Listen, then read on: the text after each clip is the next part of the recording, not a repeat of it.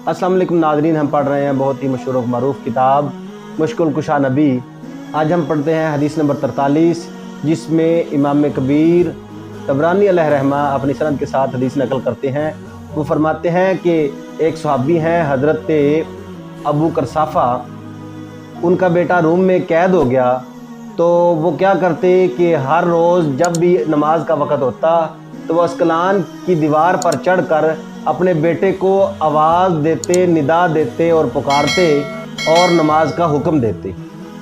उस सहाबी की आवाज़ उसका बेटा सुन लेता था, हालांकि वो रूम में था। ये हदीस कितनी वाज़िया और रोशन है कि जिसके अंदर एक बाप सहाबी रसूल सल्लल्लाहु अलैहि वसल्लम अपने बेटे को निदा करता है, पुकारता है और उसको नमाज का हुक्म देता है।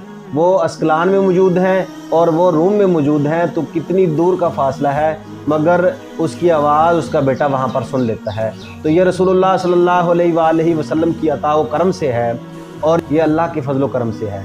तमाम दोस्त हमारे चैनल को सब्सक्राइब कर लें और साथ बेल आइकन के बटन को भी दबा लें ताकि हर आने वाली वीडियो आप तक बआसानी पहुँच सके। और दोस्तों, अगर वीडियो अच्छी लगे तो लाइक और दोस्तों के साथ शेयर ज़रूर किया।